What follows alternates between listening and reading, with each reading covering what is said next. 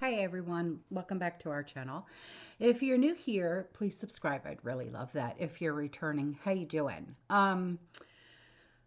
We are going back down a rabbit hole. We are. And this rabbit hole is about a looking glass. Yeah. And it was a government operation that was used to look forward and backward in time. And the device used was said to look like the device from a movie called Contact. I don't know if you've ever seen it, but Jodie Foster was in it. And I remember watching it, oh my gosh, so long ago. But if you haven't had the chance to watch it, go ahead and watch it. But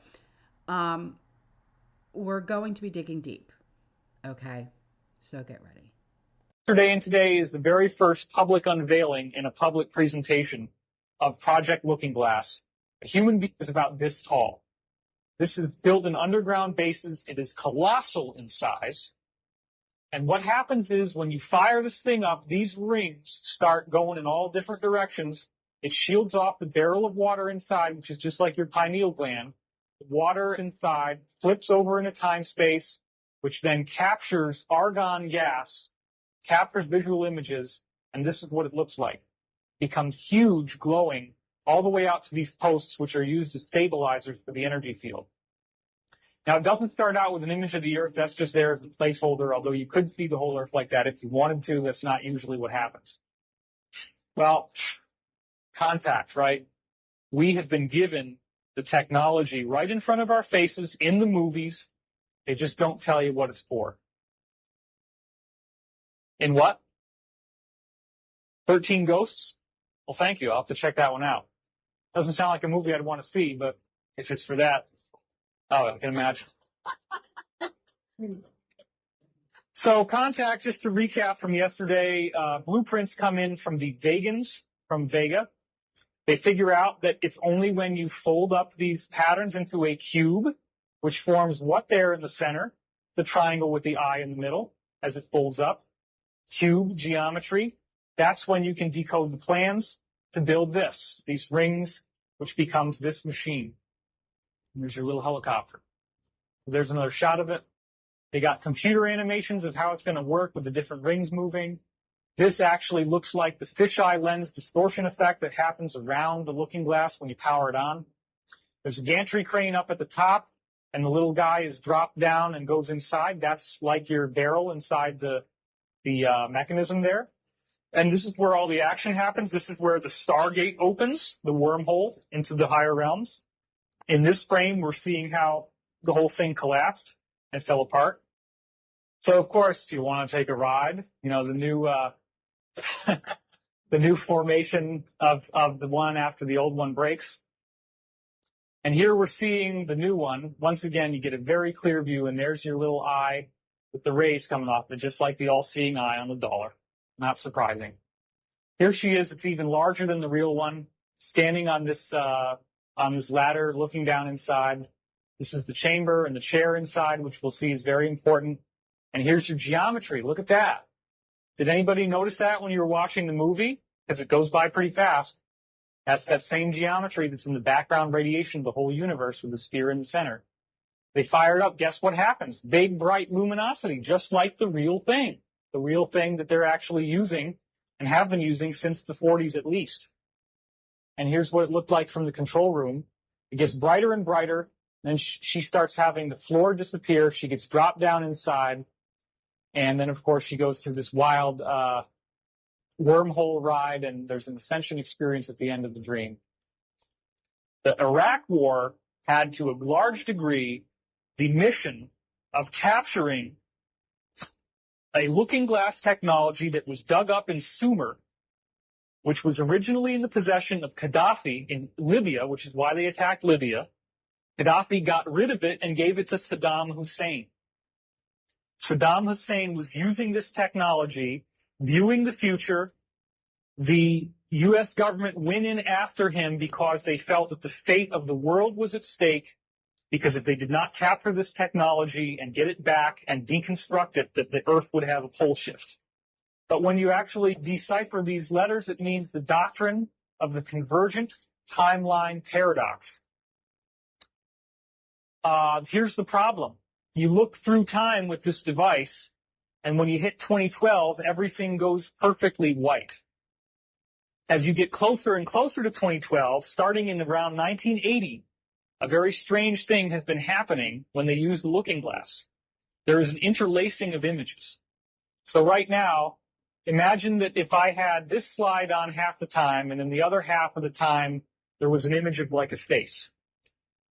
And if I interlace them slowly, then maybe every second it goes from here to the face to here to the face. Then as it speeds up, it gets faster and faster to the point that if it were complex images, you couldn't make out one from the other because they're flip-flopping so fast. Okay? That's called interlacing, and the frequency of the interlacing gets higher and higher as you go towards 2012. So anytime that they try to look at or they used to try to look because they're not using them anymore, 2009, 2010, 2011, 2012, bam. It's so interlaced that they have a whole server farm of computers just to deconstruct the two images and be able to see what they're looking at in the future. So again, this is what they're using. This is one of the main ones they're using, the Orion cube as they call it, or the cube. And also it's being used with looking glass. But what's going on with 2012? Well, here's another very interesting thing. We have multiple parallel futures that we can choose. And 2012 literally does represent create your own reality time. It has everything to do with what do you expect is going to happen. This is where thoughts becoming reality really takes on a whole new meaning in a way that you've never heard of before. So what they found that was so bizarre was that at December 21st, 2012, they could calculate it down to the day. That's how precise this was. That for some reason, all the graphs, all the waves would go into a complete flat line. They no longer moved up and down like before. They went flat for like 7 or 8 seconds. So then they're asking the guys that went through these stargates and were traveling into the future, what happened to you? Every single time that somebody tried to hit 2012, they said the same thing. There was this thing they called the bump. It actually hits you like a bump. You actually feel like you've slammed into something. And as soon as it slams into you, you have the most incredible religious experience you can imagine. Cosmic consciousness. Your consciousness just blasts into this wonderful place where you have awareness of no space, no time. All knowledge is available to you. Ecstatic God consciousness. You could be the galaxy. You could be a subatomic particle. You can go everywhere, do everything, and there's no sense of it ever ending. So when it finally stops, you just can't even believe that you're back to who you were before. Exactly what happens to Jodie Foster in Contact. So, that's the zero time, yeah. And Daniel doesn't agree with me on this, but I believe that 2012 is our zero time reference. And when you hit 2012, everything goes perfectly white. Now, U.S. intelligence agencies were in possession of several devices that were capable of bending space-time, allowing one to look backward and forward in time. And they were supposedly a part of a top of secret program known as Project Looking Glass. Now, this project and the Great Awakening, what did this project see that was so alarming? Was it the end of the world or the end of their world? What was the only thing that could change the outcome? Was it the Great Awakening? What was it? What happened was people, very smart people, began to figure out that something big was coming up. Something that made it so all the possibilities of all the future scenarios of any choice, any possibility that was fed in and observed through the looking glass inherently ended up in the same future. And no decision, no possibility changed past a certain point. That's the big secret. All possible timelines lead to the same basic set of history in the future. That is what sends everybody that has all of the information, that knows everything, into a blind panic. The people that know everything about Looking Glass, that have gotten all the reports and all the information, the elites of the world, probably figured out that that was the end of the game. And nothing could be manipulated beyond that point. When I was in the military, it would have been before 97 when I got in trouble. One of my particular areas that I was amazingly intuitive about is problem solving / mission planning, or more specifically, taking a bad mission and fixing it. Certainly knowing how string theory and possible futures works makes it so you can work your mind very quickly to see the reality of what's happening and decide what decisions need to be made to change it for a particular outcome. At a certain point, after they're done hearing the computer tell them, this is what's going to happen over and over and over and over again, all they become focused on is, how do we fix it? What I do know is that I was called in and asked to solve this problem, this timeline contraction problem. And I eventually did my due diligence and did all the investigating, and basically only had one piece of information, and that was reinforcement. The computer's right. The timelines will contract down to some inevitable thing. There is an inevitable event. It's been forecast, it's been predicted, it's been fed to us in a slop trough of what they want us to believe will happen. They don't actually have control over what happens. They only have control over the reaction, and it seems that no matter what they try to do to cause their desired reaction, it's going to have an opposite effect. Much, much easier for me to explain today what that process is as opposed to back then. If I had to give it a name, I would say it's the awakening process. It's an evolution of consciousness that cannot, will not, and no matter what decisions or possibilities are injected into the equation, eventually it all resolves down to us all learning the truth and becoming aware of this massive dam of lies that has been built that keep us from knowing massive volume of information that we should otherwise possess. Essentially what happened with Looking Glass.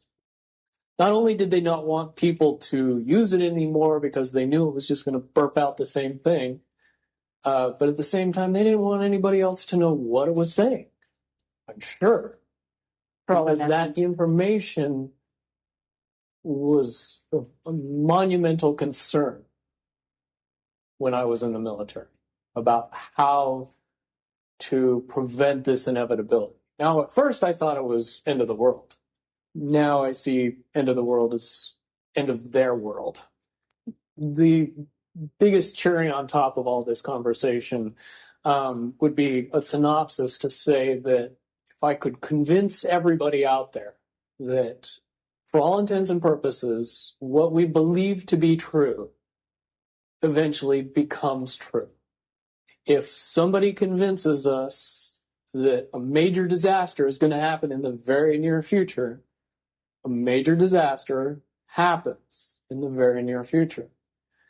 If we don't buy into that fear and accept that there's really nothing that we know is going to happen, and accept of whatever happens, that makes the convergence of the timelines happen as naturally as possible. Any attempts to try to go away from this one inevitable conclusion, I again see as a new beginning, an end of this reality, the beginning of something that we can't even possibly understand based on the level of our beliefs currently. But when all that information comes flooding out, there's going to be no denying what's true and what's a lie or what's illusion. Basically, what we're experiencing right now is two master chess players sitting at the board. And one of them looks down at the board and sees that he's in checkmate in 7 moves. And he looks across at his opponent, and he knows that his opponent sees it too. So there's no getting out of it. So at this point, the loser can only prolong the game. Both players know the game is over. It's only a matter of time before he does this, and then you're forced to do this, and then he's forced to do this, and eventually checkmate.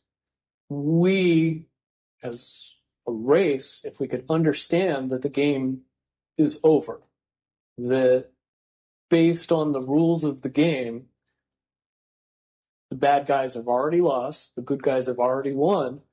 Yes, there's moves left on the table, but those moves are being forced by the player that is going to win.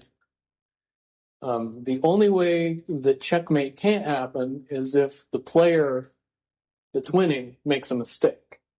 But from all of the information that I've gathered, all of the information that's been given, all of the information that's been vetted to me, it seems pretty obvious that the good guy player on the side of the chessboard knows exactly what has to be done to win the game. And so at this point, any mistake would be all but impossible. But again, you really have to understand the game to know that the guy that's losing is lost. And I'm sure most people sitting watching a chess match between two advanced chess players know the game's over long after the two players know it's over. Because they can't see the board and see that there's only 7 moves left. Some were saying that it was like, remember the movies, trilogies, Back to the Future, right, with Michael J. Fox?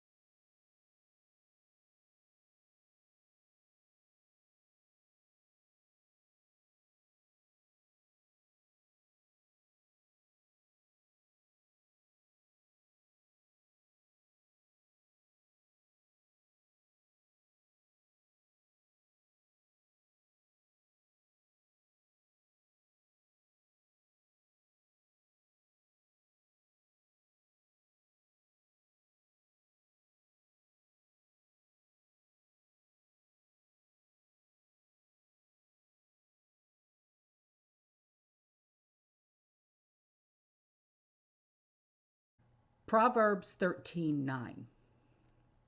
The light of the righteous shines brightly, but the lamp of the wicked is extinguished. Ciao.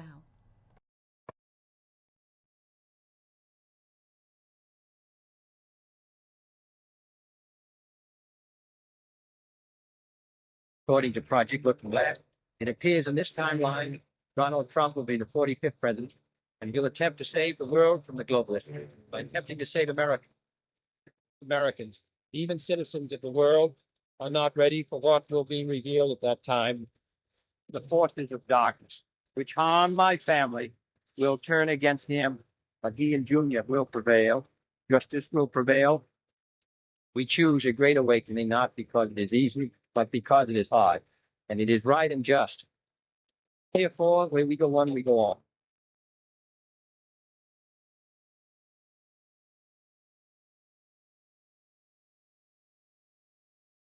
Historically, the game of chess was a military sport.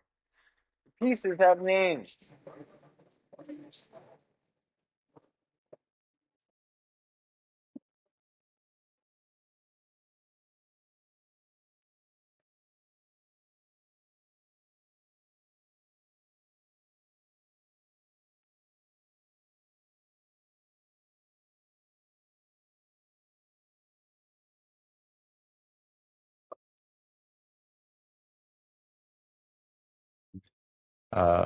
As far as the looking glass and so forth. His father told him the same thing. And we can get into the looking glass a little more. That's a device whereby the secret government can see the past or the future, not exactly, but approximately. And it can also act as a teleportation device. If it's angled at a 90-degree angle, it can be used and has been used as a teleportation device. Now, I have some schematics of that. But